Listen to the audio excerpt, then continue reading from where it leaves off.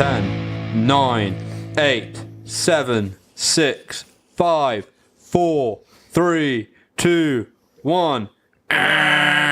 What's up, sharpshooters, and welcome to the Holy Shoot Podcast, a podcast that is all about the world of professional wrestling. I'm your host, Broderick, and joining me are... Hi, it's Jason. Hey, this is Chen. And we also have producer Chris back in the house. How are you doing? Hello, yeah, I'm good. I've had a nice holiday. Oh, yeah. We didn't expect you to talk that much. Okay, well, that's enough. Where did you go? Well, I've been to Jacksonville. Oh, yeah. Yeah. Did you get those AEW quotes that we wanted? No, about that. Exactly. Shut up. Speaking of guys who went on holiday, I see that you have returned from Tenerife, Chen. Shall we call this Tenerife? And what did you get up to in Tenerife? Well, I went with a squad of... No, let's not say squad. A faction of 12 A blazing people. squad. I went with a faction of 12-man people. And we just took over the town. We partied hard, drank a lot. The usual what people get up to on stags. And now I feel like shit. You look it as well. Oh, cheers. Jason? Yeah, I'm doing great. I've just been having a good week, and I'm just enjoying all the exciting stuff about wrestling right now and how much feedback we got on the last show. Oh, yeah. What feedback did we get? Okay, so I think last week, you may recall, we talked about our top 30 Rumble moments of all time. We got a little bit of feedback on social media and direct, and just from people that have been listening to it, but we know there was a few things that came up, but we didn't make the cut, but they liked. That was Rumble with China at number 30 in 99. Ooh, yeah. So we didn't include that. That's quite a historic one, which she didn't make the cut for some reason. Yeah, I mean, one of us decided to put Kaientai in there, not me, but yeah. we decided Kaientai and Too Cool were more important than China. Interesting bit of feedback from Jackie at Cheap Pops. Ooh. Cheap Pop, yeah, they gave us some of their feedback as well. She asked why Asuka winning the first Women's Rumble didn't make the cut. I thought the Women's Legends was better. Yeah, and we did have the moment of Asuka Amber Moon when they had their confrontation, so we had a few moments in there. I think it just wasn't the greatest. Like, it was down to her and the Bellas, and I think that's probably maybe it's why. the ending because it was a bit of a flat finish. Yeah, and then Rhonda kind of appeared, and that ruined it for Asuka. maybe. I don't know. Then there was a couple of silly moments that a few people suggested. I don't know if you remember Jack Gallagher's umbrella spot. He did in the Rumble a couple of years ago. That was quite fun, but definitely not a great moment. Jumping from the top rope with an umbrella, just a silly one. And also, we included Bushwhacker Luke's first rapid fire exit, but we didn't include Santino's not ready exit when he demanded a chance to get back in. That was on my long list of great moments, but I didn't love Santino that much at the time, so it was kind of like... Yeah, it was. I think Bushwhacker Luke was a better choice as the first one to get in there, Yeah. and we didn't include the hardcore Rumble portion from 2001, which Raven did. It was almost like a mini match in the middle of the Rumble. We had some other 2001 moments, but that didn't get there. Controversial moment.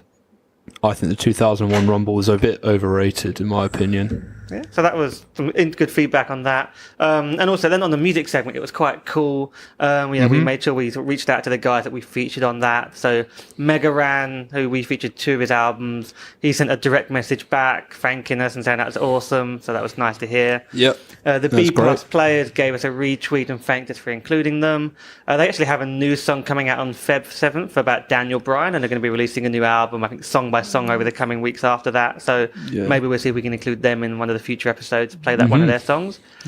Cheap Pop were really happy that we picked them as number one. I mean, aside from the retweets we got, so lead singer Jackie had said that they were honoured and flattered. And apparently my breakdown of Double Turn was right on the money, exactly what she was going for in terms of that song really being about the start of the Attitude Era, so that was cool to hear. Yeah, definitely great to hear back from Cheap Pop, Mega Ran, and the B Plus players. I think I think both segments were really great fun. And if you haven't listened to last week's episode yet, then you should definitely check that one out. Just because I think it was the most fun we had on the pod, and that was also because Chen wasn't here. And Cheap Pop also said they're going to have some new music coming out later this year, so that'd be cool to check out as well. So nice to hear that the people we enjoyed are producing more wrestling music. Yeah, I think we can definitely feature them on the pod later in the year, and I shall look forward to it. Anyway, that was a tremendous general banter segment. That's what my script said anyway. Anyway, coming up on today's podcast, ladies and gentlemen, we are making our predictions for both the WWE Royal Rumble 2019 and NXT Takeover Phoenix, as well as discussing what we think is the best and worst Royal Rumble of all time, before concluding with the Ring of Dishonor. However, up first is the news.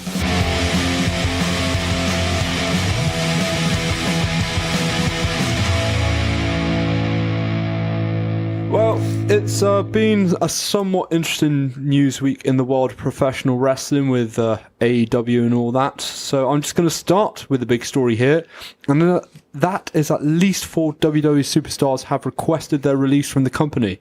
This includes the Revival as well as Mike and Maria Kanellis. Supposedly Mike and Maria have addressed these rumours on social media, but is this a beginning of a potential exodus to AEW? I don't know what I believe at the moment. So, Maria's come out and denied this actually happened, but a lot of credible sources say it did. Apparently, the Revival quit after their match on Raw, but then a lot of sources saying they didn't. You've got really? Apparently one of the stories that they pretty much quit while they were in their gear. That's one of the stories going around. No, the story I think from Meltzer is that the Revival handed in their release request when they were in their gear just after their match with the Lucha Brothers on Raw, not the Lucha Brothers, Lucha House Party on Raw. But that doesn't necessarily mean they're just quitting on the spot. No, I mean they said they wanted to quit. Okay. What I mean, Just to clarify. Yeah, but then you've got I don't know how much I believe going around at the minute. Dolph Ziggler's changed his name to back to his real name on Twitter, and his contract apparently runs out at the end of the month. And AJ Styles is the other big one. So there's all these stories about contracts coming up and people asking for their release. With the Revival, their contracts expire in April 2020, so they're not going to go anywhere anytime soon.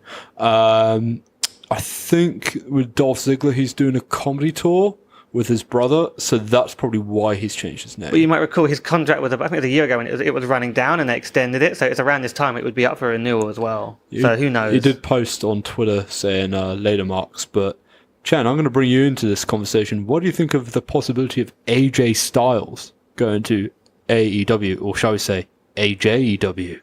Yes.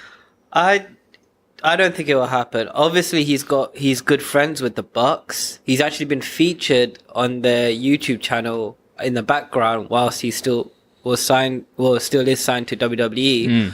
But I just think the company is so much behind AJ Styles, they're willing to give him whatever he wants. And, what he wants is less dates. Yeah, less dates, which I think he wouldn't mind. He wouldn't mind. Do you think they'd give him that? Yeah, I think he will. I think he'll get what he wants. And he's one of the faces of the company right now. He's not exactly moving the needle, though.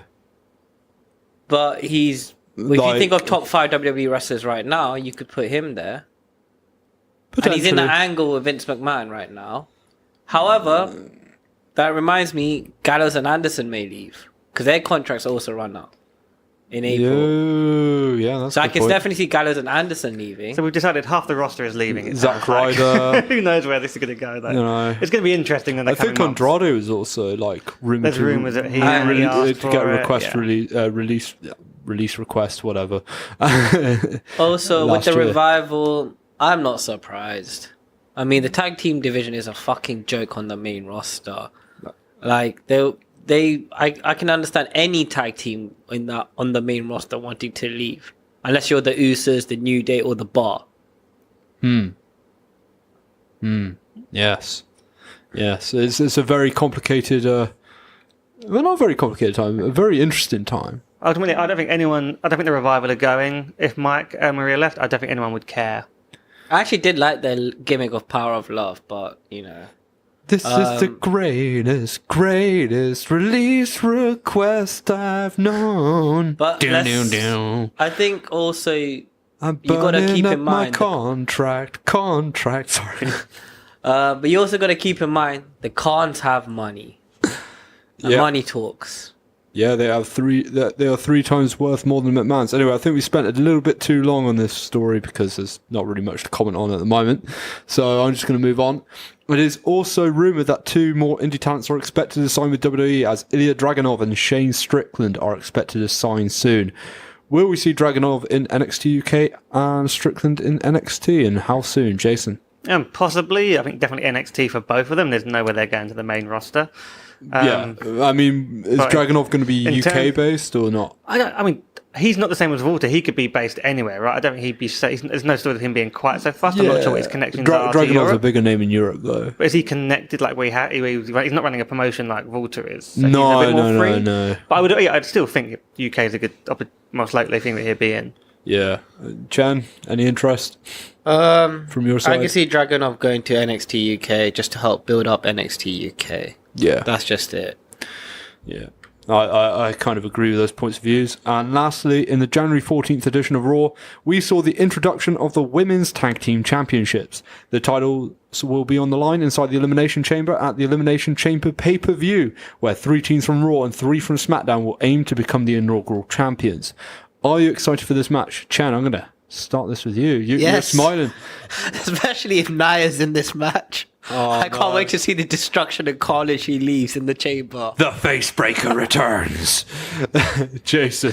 I'm a little disappointed they're not crowning the champs at Mania, but I can see this setting something different or maybe bigger up at Mania. Yeah, I think the problem with like crowning these at Mania is that it'll get overshadowed by so much else happening that I think for such a monumental occasion, it's fine to have it on an Elimination Chamber pay-per-view or on a smaller level than WrestleMania, because then it'll have the chance to shine. I think this will main event Elimination Chamber. I'd agree.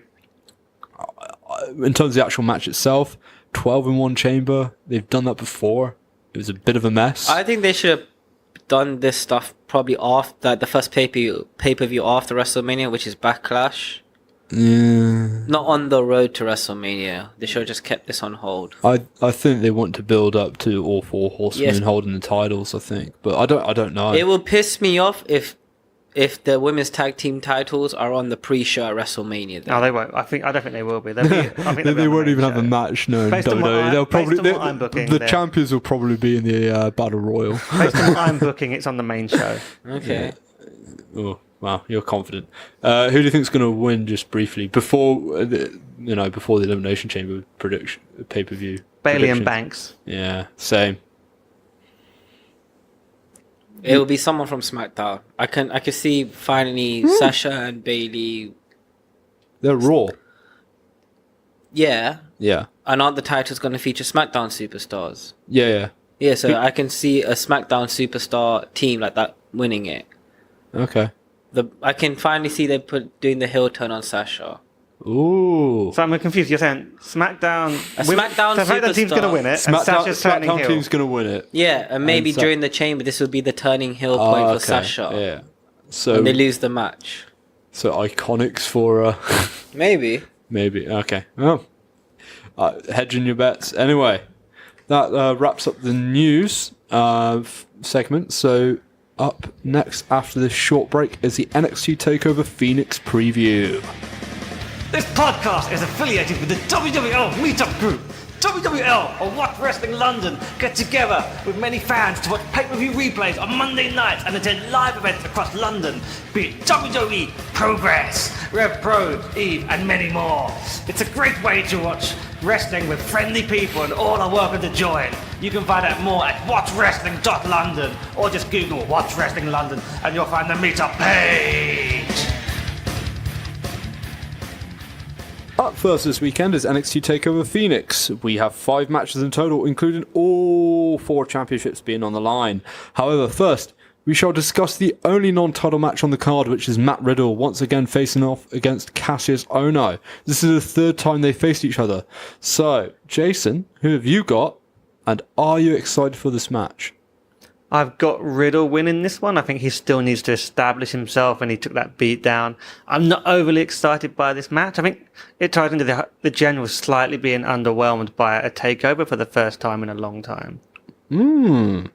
Well, that's a very interesting thought about being underwhelmed about this takeover. Chan? I like both wrestlers, but I don't give a shit about this match. I just want this match as a squash match for one of them. Just get it over and done with.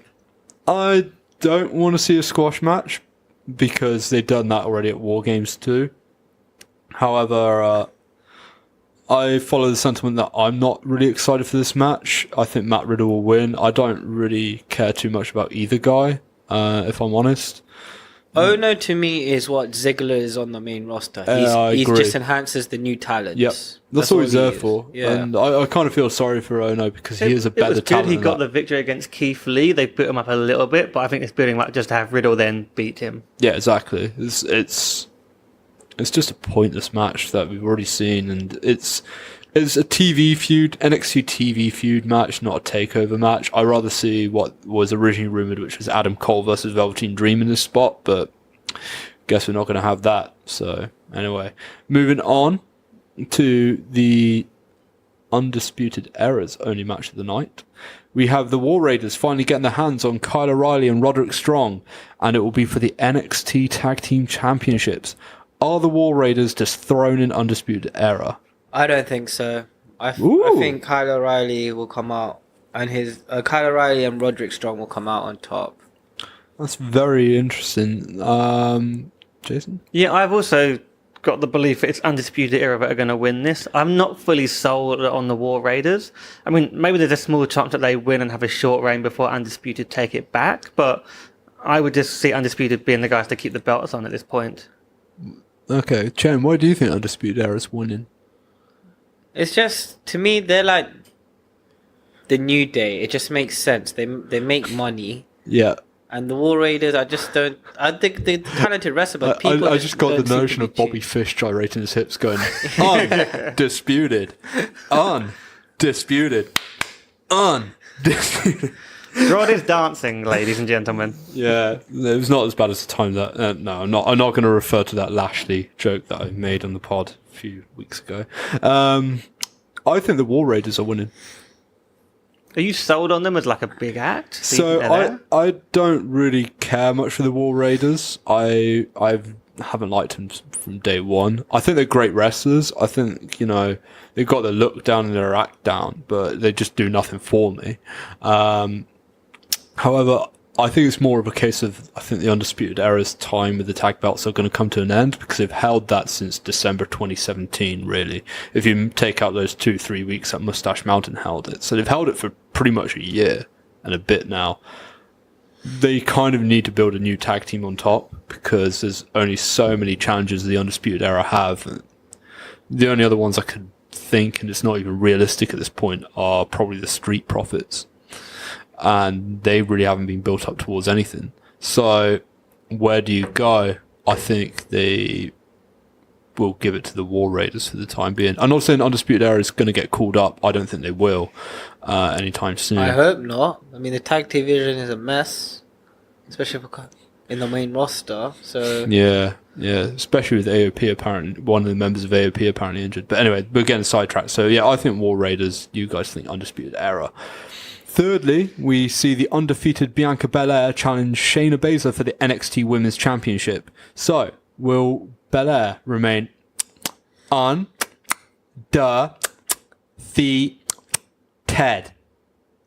Jason. I could do imagine if I did the whole thing like that, we'd be here a while. So I think that Baszler is winning this match. It should be quite a good match, but I don't think Blair's someone they're going to be putting the belt on just yet. I think this will be a great match. I'm really looking forward to it, and I'm rooting for Shayna to win. Jason, are you a Shayna fanboy? I'm not a big fan of hers, to be honest. I think she's fine in the ring. I've not seen her do anything that's amazed me so far. I think she's amazing. I'm a big fan. I really like her work. I don't want all my wrestlers to be exactly the same. She comes in, she's just brutal, and everything she does is brutal. I love watching Shayna just go up and destroy.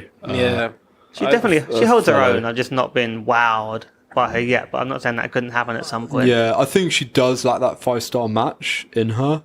I mean, she had a very good one with Kairi Sane at Brooklyn, but... I mean, I was impressed with her since the Mae Young Classic, so... Fair enough. I like her work with Dakota Kai as well. I thought that was some really good stuff. So, I think Bianca will be defeated. I cannot see Baszler losing to another heel, so I think it's unanimous. We'll see Shayna winning that match. So I'm just going to move on. Johnny Gargano and Ricochet are going to collide for the first time in NXT over the North American Championship. Apart from your predictions, gentlemen, What do you guys make of Gargano's heel work? I'm curious. I love it. It's something fresh, and it was something that was needed because he lost to Ciampa 3 times now. Yes. And like, where do you go from there? No, he's only lost twice, sorry. Oh well, but you can't keep rooting for like the underdog and everything like that. And you know, you eventually, if you keep being the good guy that keeps losing, the fans are eventually going to lose interest. So him doing this heel turn was something fresh and kept the fans interested. I think this whole Johnny and Tommaso storyline is the best thing in wrestling in recent years when you look at how long it's gone and the many chapters to it. I think Johnny's heel turn was a good twist in the story. It makes sense, I think, if you're trying to think of like, where does this go next? And are we talking about an eventual reunion or some sort of hatred partnership, or where, you know, or does somehow Johnny go back? It's hard to know where it goes, but I see him doing some good heel work at the moment. Do you want my prediction for who wins this match? Yeah. So I'll this get ties both your into, I predictions. think, after Matt Riddle beats Cassius Ohno, he's moving on to something else. And that involves Johnny Gargano winning the belt from Ricochet and looking at some sort of feud there once Gargano's done with Ricochet. Ricochet's actual reign hasn't been that good to me. I mean, he's a great wrestler, but I don't think he's done anything to really launch that title up like it should be. And I see a lot more potential with Johnny and Tommaso both being champions, and seeing where that chapter of the story goes. Fair enough. That's a really interesting insight into Johnny and Tommaso both being champions. I'm quite intrigued by that. Chen? I who think do you Johnny would win, Oh. and I hope Jason's prediction doesn't come true of him feuding with Matt Riddle. Keep them two apart, but let Johnny win the title, somehow reunite with Ciampa, and then they feud. They team up together to feud with the Undisputed Era. That's Hill v Hill. Yeah, but it'll be interesting. Yeah. Well, you not know, getting my money. if there's anything that will work in WWE, it's NXT when it comes to heel versus heel stuff. It could work, but don't get me wrong. Just going back to the heel conversation, I think Gargano is very good in this role, but I've never really understood why they felt the need to turn him in the first place. It just doesn't make sense to turn what is probably the most over babyface in the company right now, and probably the most over babyface in NXT since Bayley. I've never really understood. But don't you understand? People sometimes get tired of the baby face. People eventually get bored of you, and you But need that heel okay, turn. fine. But who do we have? Who do we have instead? Velveteen Dream, who's more of a tweener. We have Aleister Black, who's more of a tweener. We have Matt Riddle, who can't cut a promo. I'm just saying it. His promo sucks. Keith Lee, who's not going to ever be given an opportunity worth a damn, from what I can see. So, you know, Johnny was your go-to number one babyface. Johnny thinks he's a babyface. That's part of how it works. I think it's a great story, don't get me wrong. I think it's the greatest story told in pro wrestling recent memory, and, you know, suck it, New Japan fans. I don't care. But, you know, but even now, I'm just like, Gargano's a heel. He's very good, don't get me wrong. It's a very good story. Don't get me wrong for 1 second, but I just never really understood long-term wise why you would do that. But also, I predict Ricochet winning here. I don't see... I see the feud of Ciampa and Gargano actually culminating soon. Could be as soon as New York even, in April. Because they really do have to end that storyline to move on with... to move on in NXT. It has to end at some point, so yeah, I see Ricochet winning.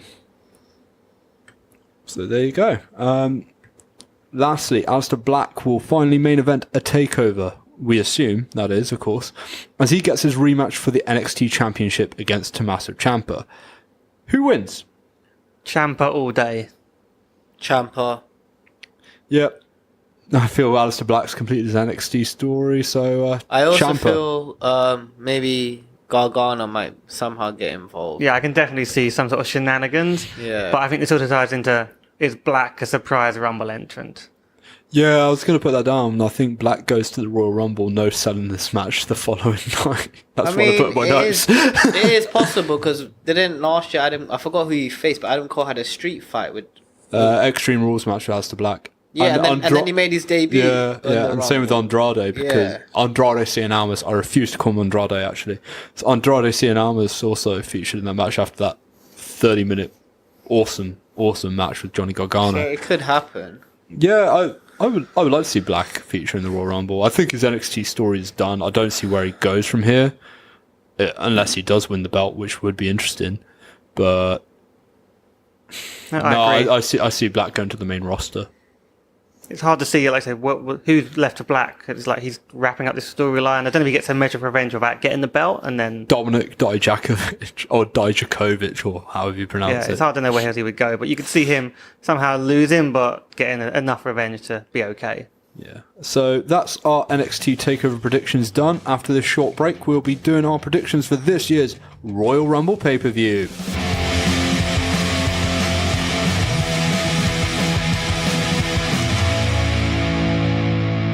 Before we get into the predictions, I'm just going to say it. For once, probably like the first time in 2 years, I'm more amped about a Big Four show over a takeover.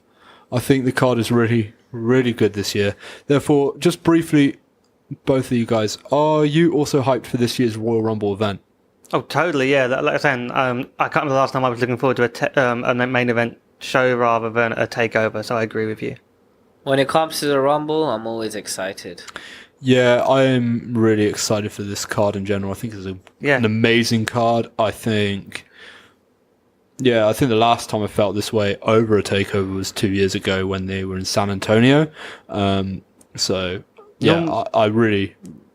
can't speak highly of this card on paper. Normally, a Rumble is enough, right, on a card, but then you look at how solid the undercard is as well. I can't remember the time a Rumble had this kind of Styles, lineup. Bryan, both the women's championship matches. The cruiserweight match looks exciting as well, so I'm really looking forward to it.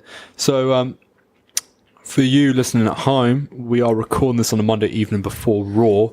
Raw airs 1 a.m. on a Tuesday over here in the UK. So we are going to play the card subject to change card here in case you guys comment going, but that match isn't there, or that match no longer exists, just in case they put another swerve on us this week, which does usually happen in the world of WWE.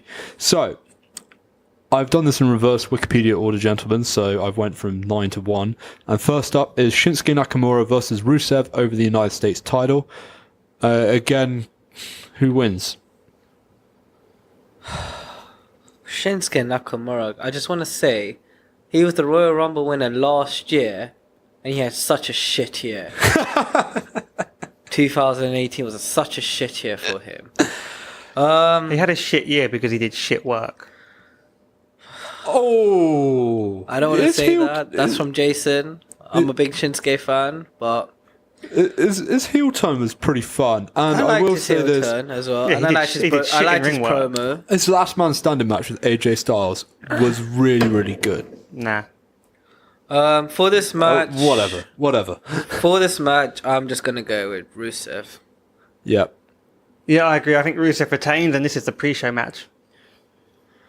I agree. This is pre-show worthy. It's Rusev, too soon to take the title off of him, and I don't think they trust Nakamura with anything at the moment. So, moving on to something a bit more interesting, and that is Shane McMahon and The Miz team up to challenge The Bar for the SmackDown Tag Team titles. What are your thoughts on McMahon and Miz? Well, they're the greatest tag team in the world, right? So they're definitely winning this match. Is that sarcasm? No, I think they're actually going to win. I think that's the storyline, but these two, they're going to play in it. Somehow these two are going to win the belts. Huh. Fair enough. Again, this is a perfect example of why the tag team division on the main roster is a joke. Someone like The Miz, who pretty much is a main eventer now, should not be doing some silly match like this. Sure, it's building up And to a they match should have- between Miz and Shane McMahon at WrestleMania. Yeah, but I just think The Miz should be in the title picture or something. As for who wins, like I said, the tag team division is a joke right now on the main roster, so Shane and The Miz. But yeah, I see this happening because I think these two win the belt. Something happens, they lose them back at Fastlane. Maybe Chamber, probably Fastlane, and that sets up the Mania match. I see Shane and Miz winning. I'm looking forward to this match, I actually. think it's going to be fun. Shane's going to do something which needs kills him. Yeah, Shane is either a big hit or a big miss, and I think this match needs a ref bump, so the match can descend into some like hardcore chaos violence, because that's what Shane McMahon thrives in. And if that doesn't happen, that would be very disappointing. If it's a standard tag team match, I could see this being bad. A Van Daminator into Sheamus's face while Miz holds the world's greatest wrestler trophy in front of him. How insane would that be? It's coast to coast, first and foremost. All right, well, let's call it Shane's name, but imagine that across the ring and into the trophy. I don't think the Miz would sacrifice his precious trophy. You know, That'd it's show how like much his committed he baby. is to it. That'd show the commitment to the team. It's their baby, Jason. That should be fun, though. Yeah. Speaking of fun matches, segue. Ronda Rousey will defend her Raw Women's Championship against Sasha Banks. Is it too late for the boss to be considered a contender? So I think they're just lining up Ronda to be every horsewoman there is until she faces either Becky or Charlotte at the main event. I think her next opponent will be obviously Bayley, but as of right now, Ronda's gonna win. Yeah, I think Ronda's winning this one, but that's also because I think Banks needs to be sort of moved into the whole tag team storyline going on for the next show as well. I think Sasha Banks will win. Oh, interesting. And I'll explain my reasons later. Are you going to explain it later? Does this tie into The Women's Royal Rumble, yes. Cool. So We'll wait. no spoilers, but How does she win? Is this clean? Is this interference by explain Becky? later. No, this match. You can explain this match. I haven't really thought that through. She can't be clean, right? It's a possibility. It's a possibility. Interesting. I think if Sasha does win, and I'm playing a conspiracy theorist here with my prediction of Sasha Banks, if Sasha does win, it's likely that Becky or Charlotte would get involved in this match as payback for TLC. And I most likely think it will be Becky Lynch. So there you go. So, moving on from... Unless you don't want to move on. No, Have you said everything? I'm ready to move on. I think that's an Sasha interesting losing idea. will be part of my idea of her eventually turning heel, being on a losing streak. I don't think they're going to turn her heel. Not anytime soon, but anyway. From one women's championship match to another, Becky Lynch will look to reclaim her spot at the top of the SmackDown Women's division as she faces Asuka for the SmackDown Women's Championship. Asuka's surely going to win, right?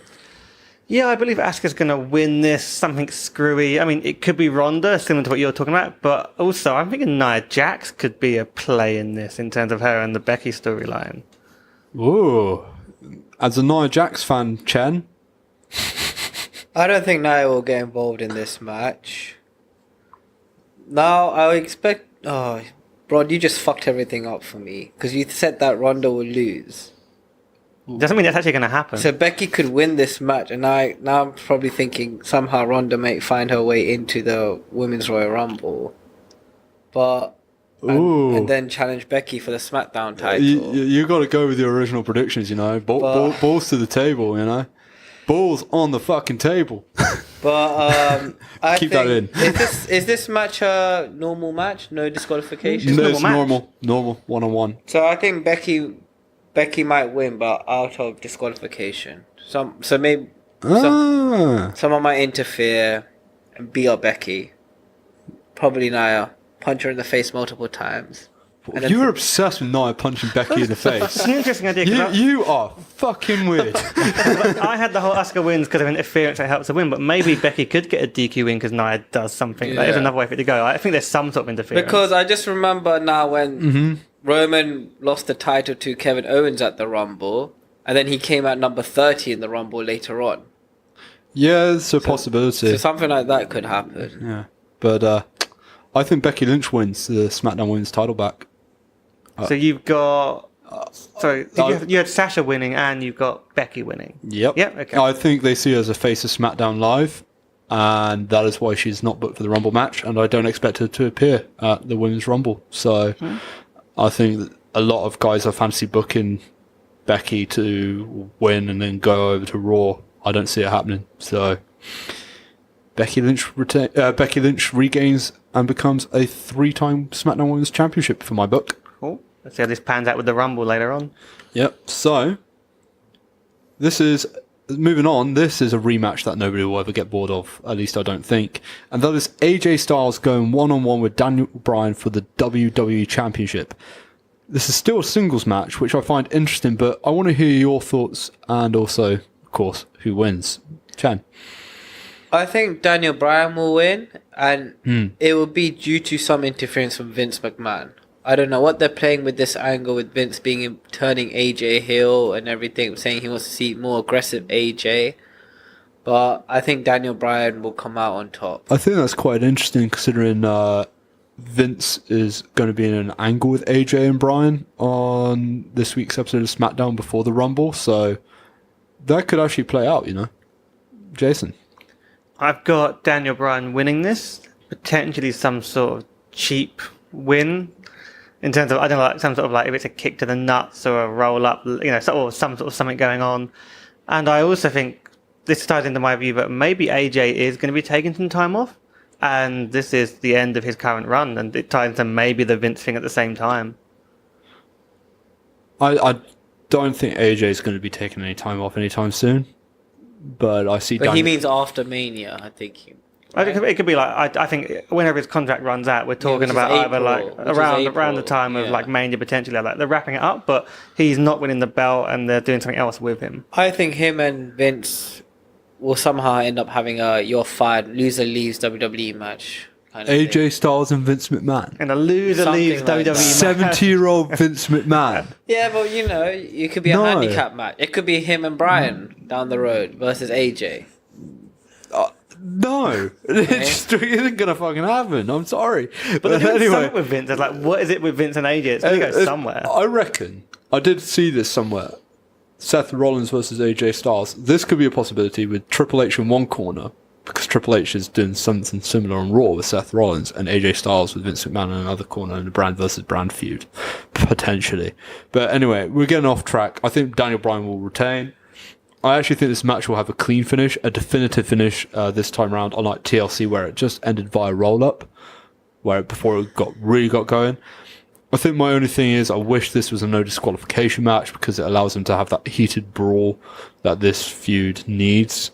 It needs something to move on away from the singles matches because I think they've had 3 or 4 singles matches now. Well, like you say, we're recording before SmackDown. Maybe Things could change. something's happened. It's got to be a no disqualification match, God damn it. If it's now changed, we knew that was happening, and that's what Brod's predicted. Yeah, I am a psychic, except it's happened. Yes. I think it's safe to say that moving on, that not all of us watched 205 Live. I don't think any of us watched 205 Live, right? Bits and pieces, like clips. Thanks. Quick thoughts on the Cruiserweight Championship Fatal 4-Way match. Stars Buddy Murphy, Kalisto, Hideo Itami, and Akira Tozawa. Who do you think is going to win? So I'm actually going to tune into this match because Buddy Murphy is a really, really good wrestler. But also, I was a big Itami fan during his NXT days, and I always wish he was on the main roster. So if I have to root for someone, it's going to be Itami. Interesting. I think Buddy Murphy I think we were looking at like 3 of the best matches of last year, which kind of people didn't realise until you sort of looked at the whole year in total. So he's Probably had more in 205 as well. Yeah, like on the big shows, he's like stole the show a few times almost, or did steal the show. I've got Buddy Murphy retaining here, going over to Tozawa. I think it'll be an amazing match, but I don't see any of these guys taking the belt from Buddy. I think they'll be doing something later on. Maybe someone's coming up from NXT at some point. Probably Johnny Gargano. Well, yeah, that was what I originally thought would have happened, but not anymore. I don't know. I think Buddy Murphy retains. I don't see anyone else winning that match. I think it'll be an entertaining match. But yeah, they haven't really built up Kalisto, Itami, or Tozawa, I don't think. So, you know. So moving on from the Cruiserweight Championship to a Cruiserweight in the Universal Championship picture. Yes, Finn Balor became the shock #1 contender for the Universal Championship 2 weeks ago on Raw, setting up Lesnar versus Balor for the first time ever. Does Balor have a chance of becoming a 2-time Universal Champion, and will this match be good? Jason. Bit controversial here. I know everyone's probably going to say Brock wins this. I'm going to put an outsider bet on Finn. I'm going for Finn beats Brock, and I'll explain why. There is no need for Brock to be champion. He already lost to Reigns once, and they put the belt back on him because there's nothing else to do. He's no longer invincible. There's no one that I don't think they need to crown someone at Mania who takes him out, having already beaten Braun, and I think Seth doesn't need that moment anymore. We don't know what's going on with Brock's doing, how many dates he's going to be working going forward. And I also think that frees up. They can do Braun and Brock at Mania. They don't need the belt. They can have the big smashy match, and Braun can finally beat Brock without the belt on the line. Braun's going to get involved in this match and cost Brock the belt, which ties into that. And I'm also looking forward to something which happens at Mania based on the Men's Royal Rumble, which I'll explain later on, which ties into this. Interesting. Do you share a similar sentiment, Chantment? I think Brock will win. I understand that I actually heard that Brock is really excited to have this match. Yeah. Because he respects people like Finn Balor and like the AJ Styles and the Daniel Bryan. And I think this will be a good match because Brock does have respect for Finn Balor. And, you know, I remember Jericho saying if Brock likes you, he respects you, he'll put more effort into his matches. But I still see the main event of being Braun versus Brock at WrestleMania. Potential spoiler for the Men's Rumble, but your predictions for that. But for me, in the words of Vince McMahon's theme tune, Finn Balor has... No, wait, that's DX. Shit. Keep that in. Finn Balor has no chance in hell. You've got no chance. No chance in hell. Also, that better sound good, producer Chris. Yeah, it sounds great. Thanks for that. Shut up. Anyway. Also, can I just say, Jason, your idea is interesting. So I expect you to go to your local betting shop and put down a bet for Finn Balor to win. I wonder what odds I'd get. I should look into that. Can you bet on that? Because they always do Rumble odds, but I don't think you can bet on that match. You can bet on it. Look. It's on Odds Checker. I saw no See chance. what I can get. As I said, I expect Brock Lesnar to retain. And if you win, you share it between all four of us. You're No. winning. If you lose, you're on your own. If I win, it goes into my Mania fund, so Brod might get a beer out of it. I'm all in on that one. Before we go, I know you're going to say this. Gentlemen, I'm trying to state my point. Okay. And you're interfering. Interfering in your match. You go You're for interfering. So yeah, I just want to say Lesnar's retaining. You know, it'll be competitive. It'll be good, as Chen said. The fact that Lesnar reportedly wanted to work with Finn, you know, suggests he might actually put in the effort in. And I, for one, am really looking forward to this match. I think this could be match of the night. And Finn better come out with his demon gimmick. Nah, it'll be regular Finn, I reckon. Brock has previous amazing matches with like Daniel Bryan and AJ Styles, so you know he can do it with a guy like this. I mean, I know all the money's going to be on Brock, but you're saying there's literally no chance. When you look at how I've explained that Brock doesn't need the belt and how they could do something separate at Mania and free the belt up so they can have, in theory, 2 big matches. Brock and Braun, no belt. Finn and someone other big match with a belt. But someone with the for me, WrestleMania should always close with a title. Yeah, it's going to close. Like it's closing with a title match. Unless it's like it's a going to be a women's match. title match. Yeah, Mania's closing with a title match. It's the women. I hope that's still true. That's my belief. Yeah. If Balor does go demon, this is the one thing I really want to happen. Lesnar hits him with the F5. Balor no-sells it. Just get straight back up. That'd be awesome. Because he's a demon character. He did it to like Bray Wyatt's sister Abigail a couple of years ago, and I thought, oh, that is fucking amazing.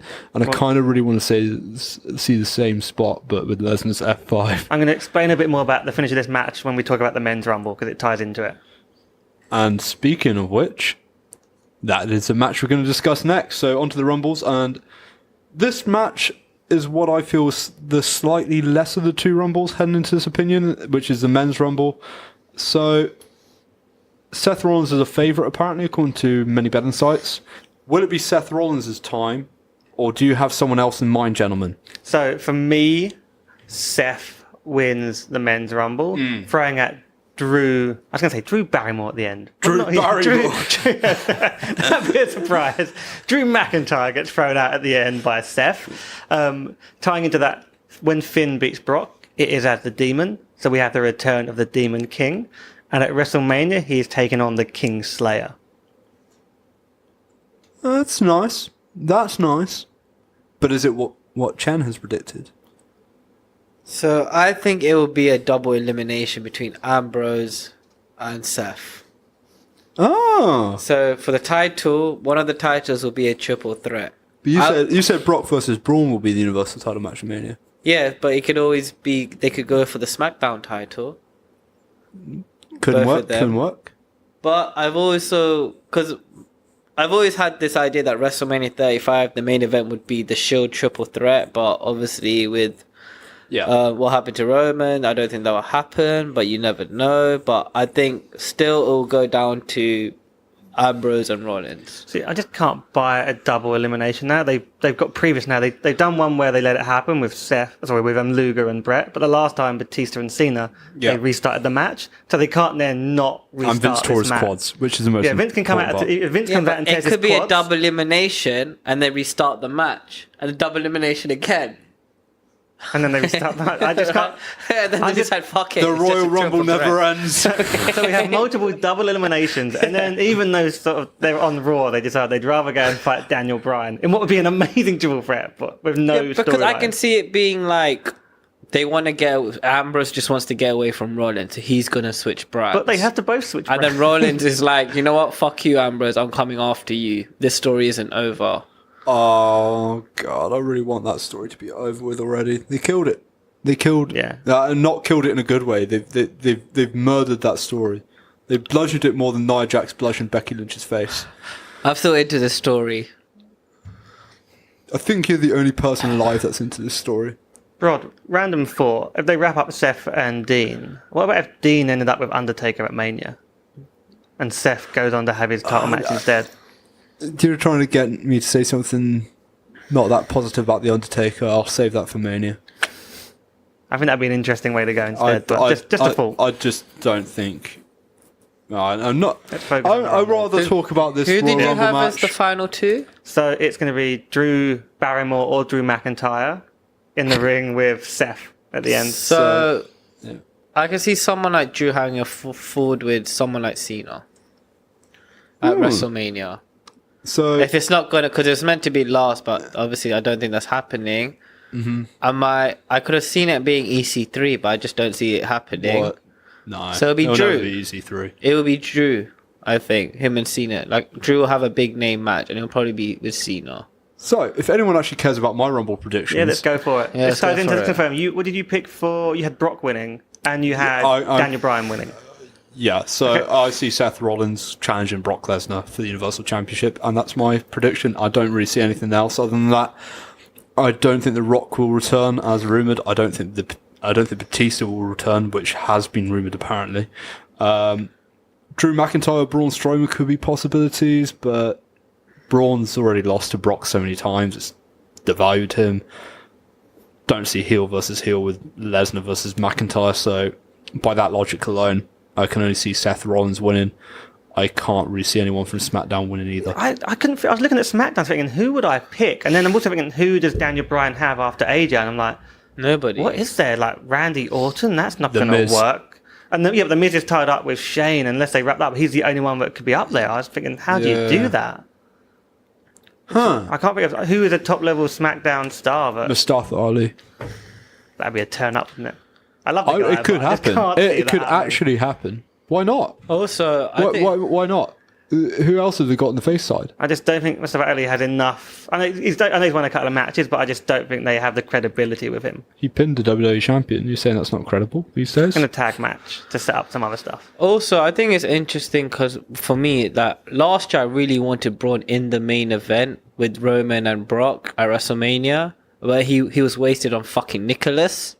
But this year, I Hey, just don't speak ill of I Nicholas. just How many don't- times have I had to tell you guys? To be clear, he wasn't fucking Nicholas. Oh, Jesus Christ. I took that to a dark place, didn't I? But this year, Chris, don't count that. I just don't want him in the main event at all, Braun. I just don't want him in the main event. But I can see it happening. It's still him being maybe facing Nah. Brock. I can't really. But I hope it's the women who main event overall. I can't really see Braun anywhere near the main event, to be honest. So I think that wraps up our thoughts on the men's rumble. So Now to the women. I'm going to what I feel me personally, feels should main event this pay-per-view, and that is a Women's Royal Rumble. So I've got several questions here. Is Charlotte Flair the favourite? Is Becky Lynch going to enter the Rumble? And also, are we going to see more NXT superstars than legends this time round? I think Charlotte is the current favourite because Becky is not officially in the match. I think Becky does get into the match, which ties into my predictions. I'd like to see more NXT talent than legends this time. A few legends, but more NXT guys would be cool. Yeah. I think Charlotte is the favourite. As a surprise entry, I can see it being Shayna. Yeah. Yeah, she's and causing havoc and maybe doing something with either having like a little feud with Charlotte in the ring. But if they are going to do the 4 horsewomen match down the line. Yeah, it could kickstart that at some point. So do you think Becky's going to enter the Rumble or? Yeah, because I did say she'll lose out of she'll win her match out of DQ, and then I can still see her entering the Rumble later on. So that leads me on to the main question: who wins? If there's no Becky, then it's Charlotte. But otherwise, Becky's my Becky's my main choice to win if she does enter the Rumble. But if there is no Becky, so then you're Charlotte. saying Becky Lynch then? Yeah. Okay. So mine ties into what we were saying earlier with the Oscar and Becky match, where I think Jax could cause interference in this match. I think Becky, to get into the Rumble, is going to take out her tag partner Tamina and be taking her spot, coming out, and then I've got Becky and Nia Jax at the end, where Becky gets revenge on her that way and goes on to take on Rhonda at Mania. I'm going to be controversial. Logic dictates Charlotte, right? Because she's the odds-on favourite. She's in the match. Out of all the women announced, most likely to feud with Rhonda. So there's that. There is a Becky Lynch factor, but I actually don't think she's booked for this match at all. We don't know. Obviously, there's still 9 entrants yet to be named, but you know, the fact that she's in a women's title match already, I think that match will go on for quite a bit. I cannot see her entering the Royal Rumble. I know they've done it with Roman 2 years ago, but I cannot see her entering. But I don't think it'll be Charlotte Flair either. I think it'll be Ronda Rousey. Oh, this ties into you having Banks win the belt, exactly. And Ronda's doing the surprise appearance. So she wants to compete in the Rumble, right? And she has said this publicly in a recent interview. And the way I thought about this is, if the rumored triple threat match happens as the main event of WrestleMania, which is Ronda versus Becky versus Charlotte, right? It's a lot easier to make Ronda defect to SmackDown because that's only one woman moving across, rather than Becky Lynch and Charlotte both going over to Raw, because then you have 2 women leaving SmackDown. And Raw's got a more stacked female roster than the SmackDown does at the moment. So with that logic, I thought maybe Becky Lynch is going to walk in to WrestleMania SmackDown Women's Champion. The Broad is talking. Broad is talking. Excuse me. The Stan of Becky Lynch, I'm wearing the man t-shirt, but I'm calling myself the Stan. The Stan is speaking, Chen. The Stan is speaking. And now you've made me lose my chain of thought, so I'm really annoyed. But anyway. You had Becky walking into Mania SmackDown champ, defending against Charlotte and Ronda. So how did Ronda win the Rumble? How did she enters the Rumble match? But did she eliminate Charlotte last? Is what I'm just wondering, like, what's your ending? Yeah, I would say that. I haven't really thought about the ending. I don't really care who Ronda eliminates last, but I wondering how Charlotte gets into that match for Mania. I want a horsewoman versus horsewoman. Thinking on the top of my head. So I want my final 4 to be Ronda and Shayna Baszler, and the other 2 to be Charlotte Flair and Bayley. Okay. And let's just kickstart that women's versus horsewomen versus horsewomen feud that they so want to tease. I don't know why, but you know. So Ronda goes to SmackDown. It's good for the Fox deal that comes through in October eventually as well. You have Becky Lynch there as SmackDown Women's Champion, and you have that ongoing fight forever-esque feud with Charlotte Flair. It's simpler, it's easier than somehow trying to figure out logically how to get 2 women across from SmackDown to Raw by using the Royal Rumble. Although, I will say this, and I'll bring Chen back into it. Your double elimination idea is very interesting. Because they could do that with Becky and Charlotte if Becky enters the Rumble. No. No. I'm against all double elimination talks. I was just going to mention that. If I win Ring of Dishonor this week, that's what I'm talking about. Wow. Okay. God, calm down. So, But I like your actual logic of getting there in terms of Ronda winning it. That's an interesting way to go. this just makes more sense. I mean, I don't want to see Ronda lose to Sasha. I don't think Sasha's the one to defeat Ronda, per se. I think it should be Becky or, dare I say it, Charlotte. If Sasha does win, it could probably be with Bailey interference. And then eventually, this is But what I Bailey's said. not a heel. But that's why I said it could eventually also be Bailey and Sasha at WrestleMania. If anyone interferes, it's Becky or Charlotte because that's storyline. Not Bailey.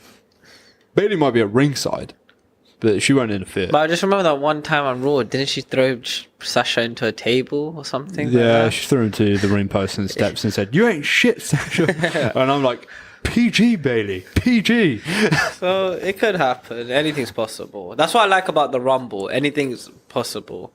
Yeah, I just hope they don't screw up the booking for Mania. Double elimination. Double elimination. Double elimination.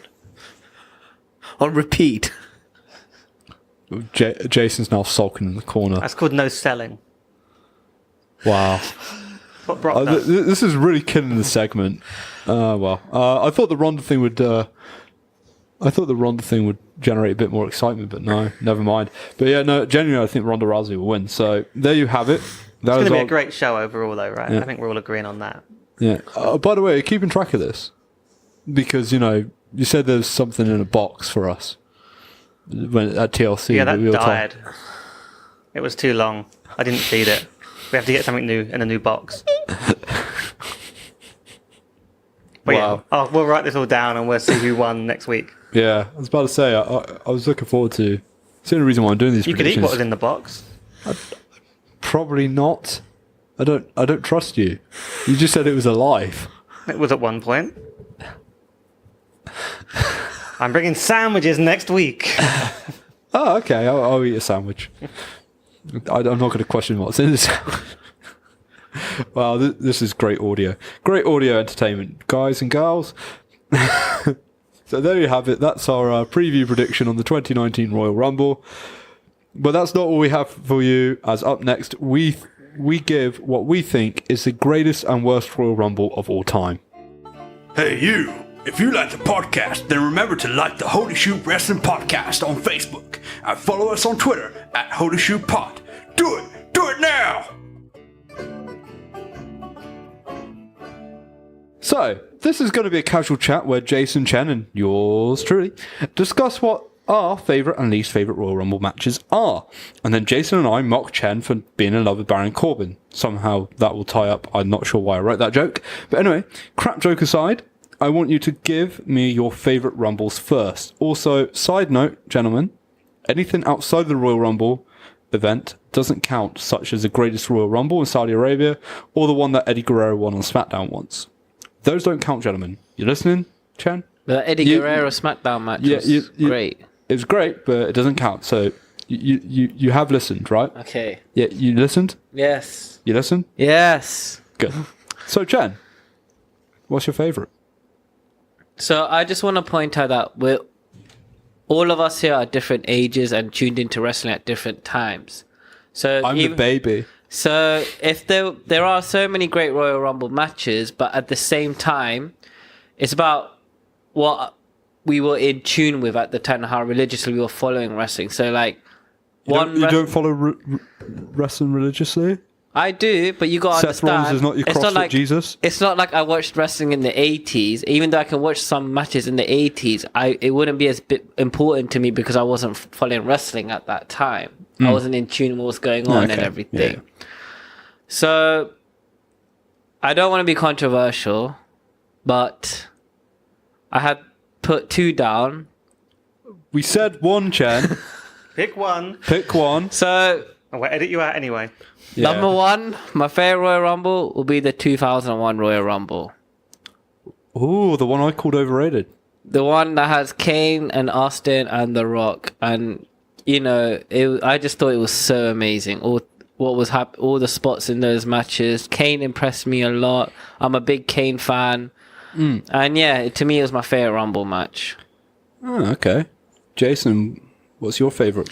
I think we know what my one's going to be based on from my prediction, my selections for the I know. Royal Rumble of Royal Rumble This moments. is the one I wanted to talk about, but you beat me to it. So, 1992, the Ric Flair Rumble. It's not just the greatest Rumble, it's one of the greatest matches of all time when you look at the various elements to it. If I just think of the main points, Bobby Heenan on commentary, one of the best performances you ever hear by a commentator on a match, and he keeps it up for the entire hour. It's not fair to Flair. Yeah, he doesn't stop because there's a point in Flair in it. The funniness of $1 Million Man coming out as number one. He didn't buy a ticket that year to move himself up. He's the first guy out of the Rumble. Ric Flair's in at 3 and goes for over an hour, which is going to be a pretty impressive performance. He's the first guy to do that. It's quite common now. Loads of guys have done these hours. I don't think it was actually over an hour, right? Well, it's at least an hour-ish. We'll call it that. No one had been to that level. He set a new record at the time.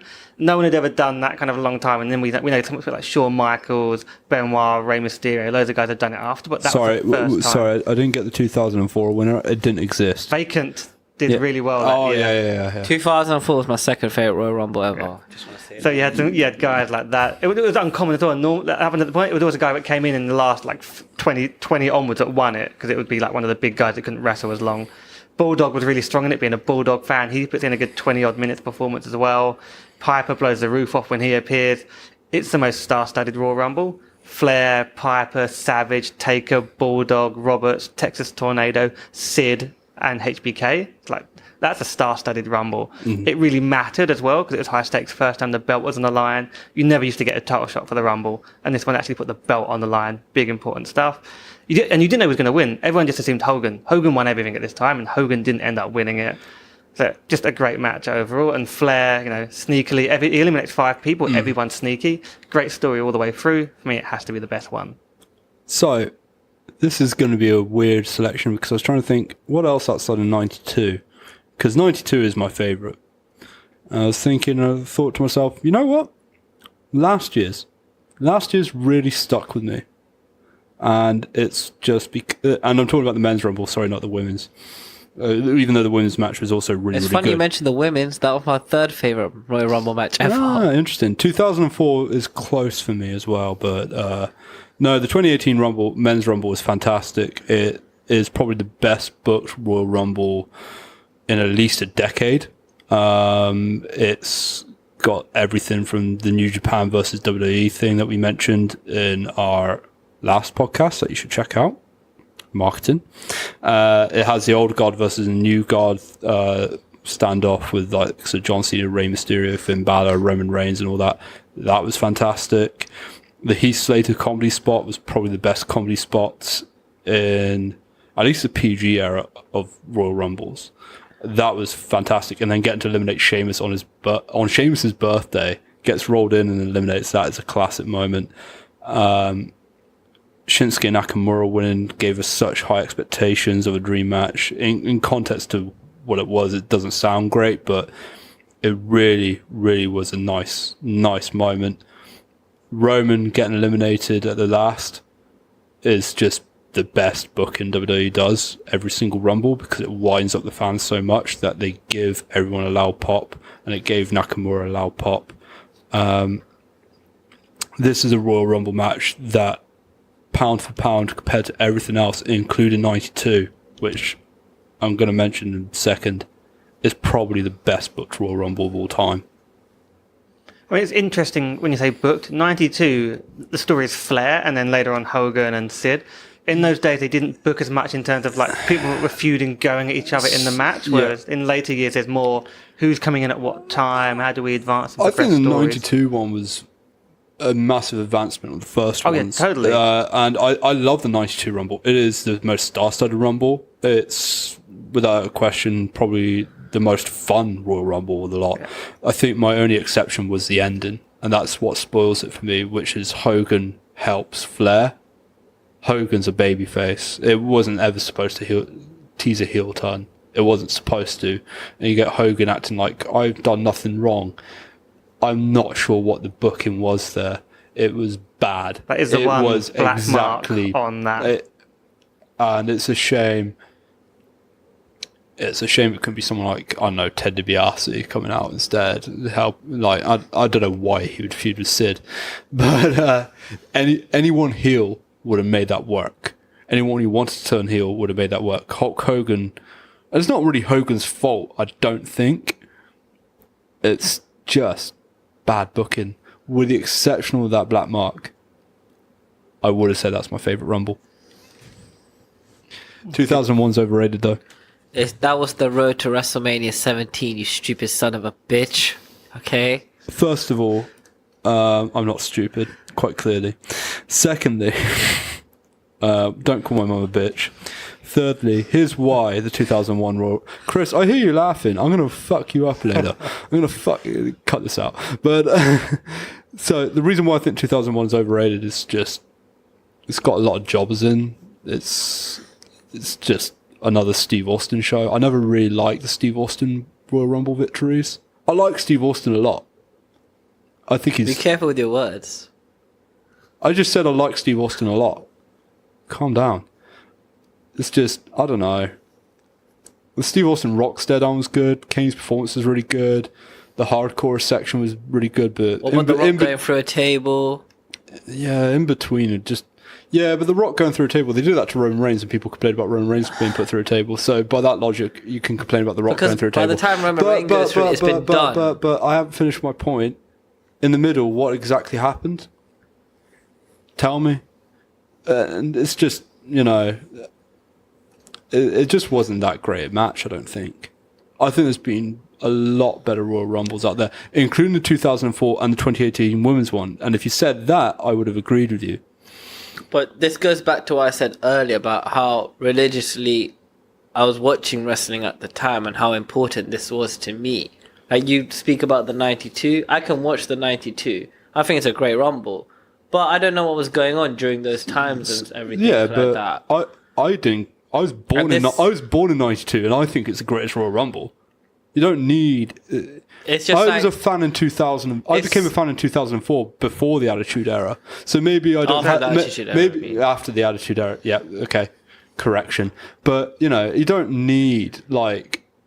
Maybe being in tune and following, like, especially with 2004. I know obviously it's vacant and everything like that, but it's obviously the changing of guards where the business was changing, looking at guys who had bodies like the Eddie Guerreros, the Jerichos, the Benoits getting the main event push, kind of thing. I mean, all I'm going to say is maybe I just don't view the Attitude Era and rose-tinted spectacles like everyone else does.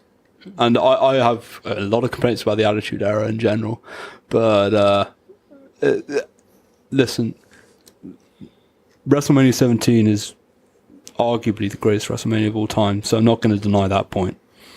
But I just don't feel the 2001 Royal Rumble like many other people do. Okay. It's just personal taste. Yeah. I mean, Chen, it's your choice. It's the one. I understand your logic for choosing it. I think I agree with Brod in terms of the Kane things and like the stare downs. There's not enough in the match overall for me, but if that's one that you really got into, then that's why it's going to be your favourite. Exactly. And that's the beauty of professional wrestling. You know, you even though you call other people stupid in that, it's other people's opinion. Chen, moving on. Fuck you. So. This is where I put in the script. This is where it will get a little more heated, I think. But after being called a stupid son of a bitch, I'm going to ask you, Chen, first, what's the worst Royal Rumble you've watched? So it comes down to 3, but obviously I can't... You said 1, you stupid son of a bitch. Alright, can you go to Jason? No. You got to go first. I've decided.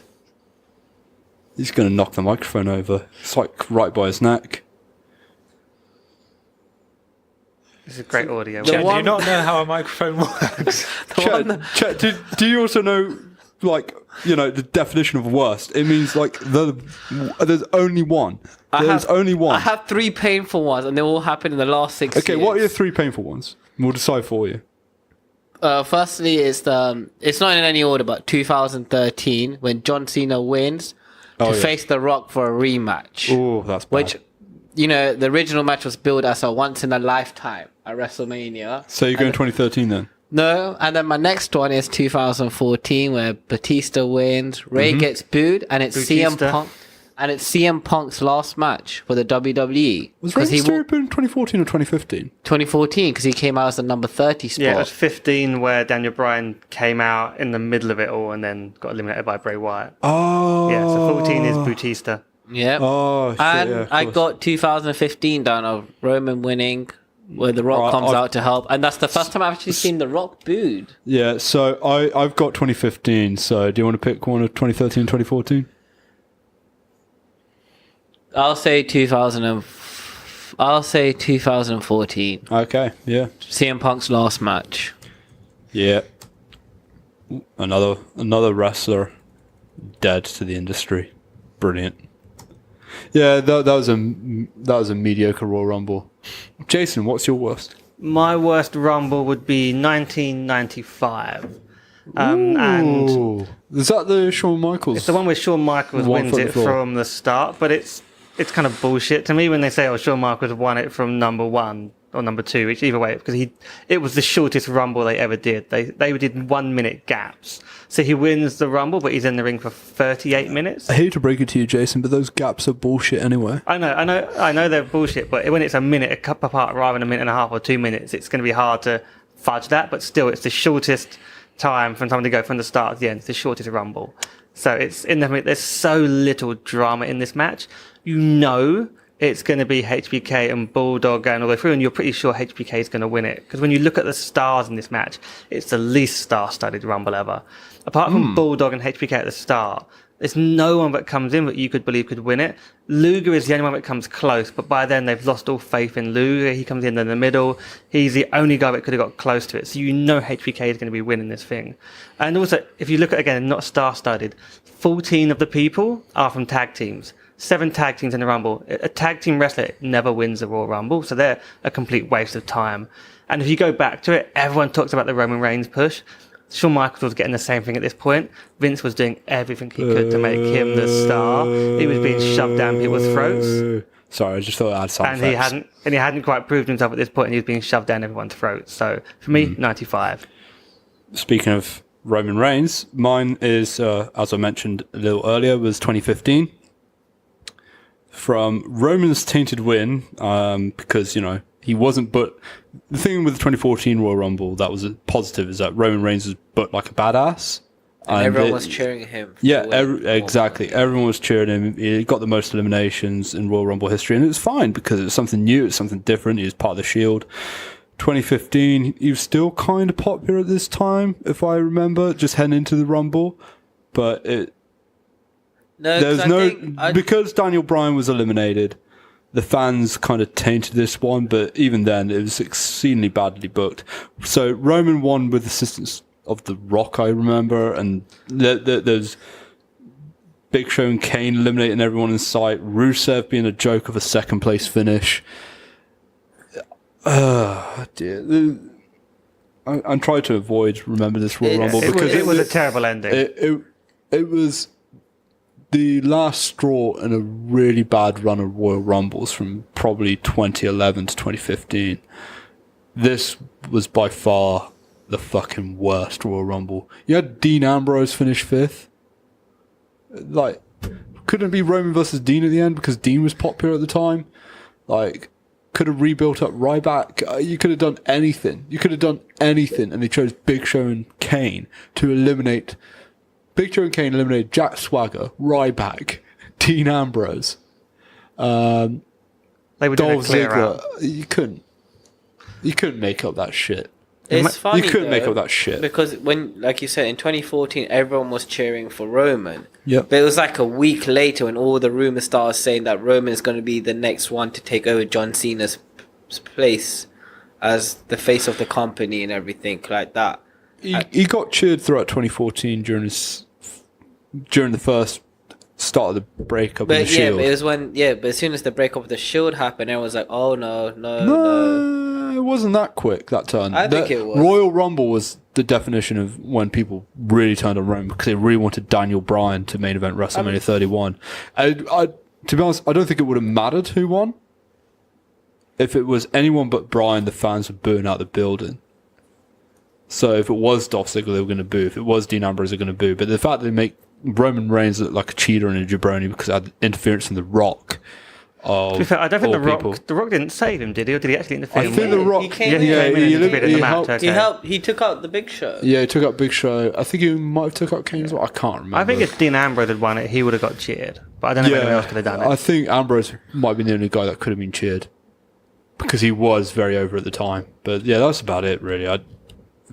With respect to 95, though, at least you had Shawn Michaels going from 1 to 30, and that was a memorable. For a bunch of nobodies. So, you know, at the end of the day, it's still impressive to Nah. go over at the time. I don't care what you say, you know, like, you're a stupid son of a bitch, Jason.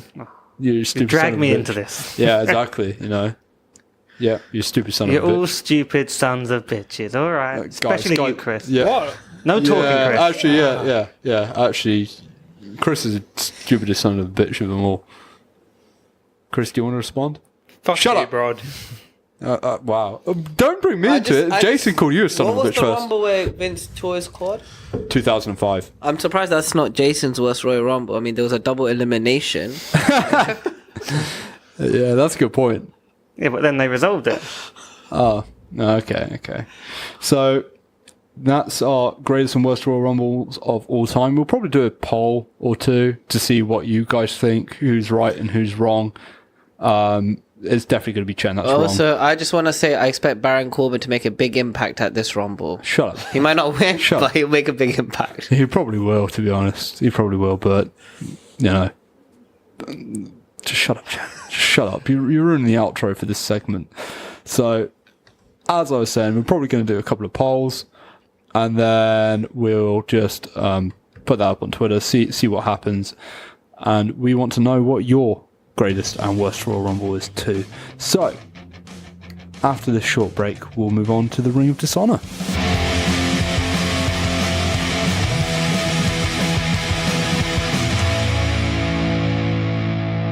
Lastly, it's our weekly segment to close the show, the Ring of Dishonor. For those who haven't joined us on the pod before, it's like Room 101, but wrestling in an audio format. Each week, one of us will nominate something that they would like to see enter the Ring of Dishonor. The other three people in the podcast will decide if it is worthy, or shall we say unworthy enough, to enter the Ring of Dishonor. Last week, Mike's submission of multiple main events was rejected from entering the Ring of Dishonor.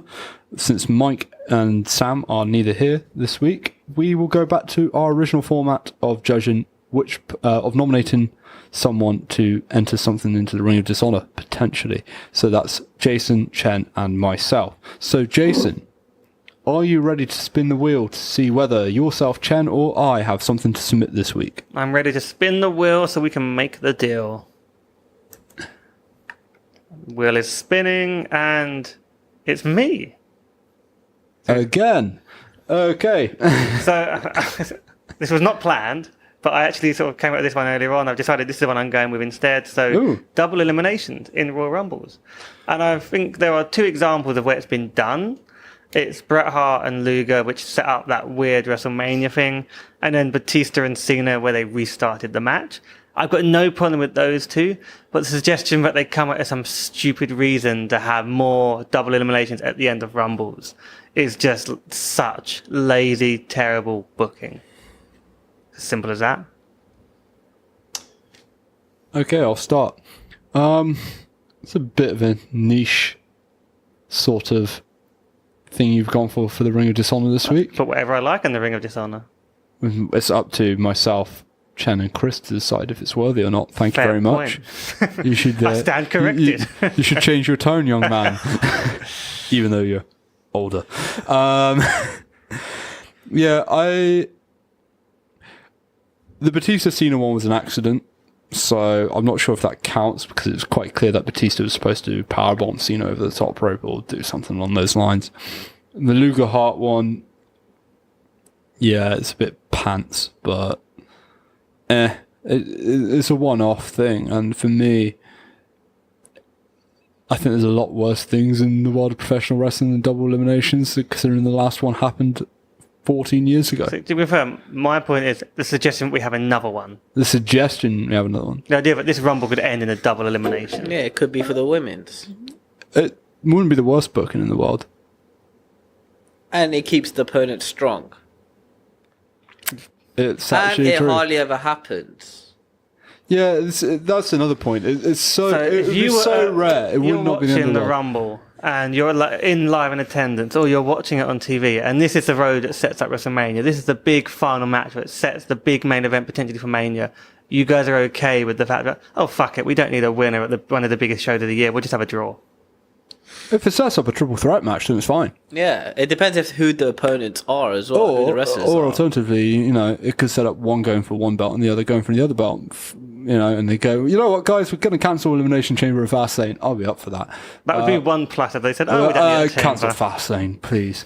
If you put I know what I'm doing. I know what I'm doing when I get nominated. Fastlane's entering the fucking thing. But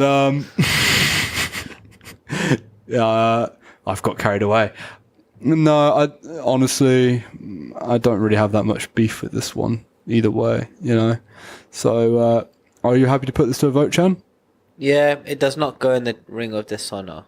I'm going to say it doesn't go into the Ring of Dishonor either. Remember this when we're watching Chris. the Rumble and you guys get really pissed off at a double elimination. Who would Chris vote for? Just briefly. I'm allowing you to talk this time. Okay, thank you. It does not really bother me at all. So yeah, I would not put it in. It would have been a clean. It would have been a clean sweep if Chris's vote counted this week. So that's another one in back-to-back weeks. I think it's 3 weeks in a row we've had because Chen's was delayed for a bit. So I think it's 3 weeks in a row we've rejected something from entering the Ring of Dishonor. We're getting good at rejecting things, guys. But we need to pick up whoever gets nominated next week, whether it's Chen or myself. We've got to pick up the pace a bit, you know. We got to put something in, Chen. We've got to get something in. We've got to get something in. So there you go. Next week, join us for our review of both the Royal Rumble and NXT Takeover Phoenix. But that's all from us here at Holy Shoot. We hope you've enjoyed the show, and remember to subscribe to us on all good podcast outlets, and give us a follow on Twitter at Holy Shoot Pod, and like us on Facebook. And also, to play us out for the second week in a row, we have JBL's Flask by Cheap Pop. Now that's the bottom line, because this pod said so. Shady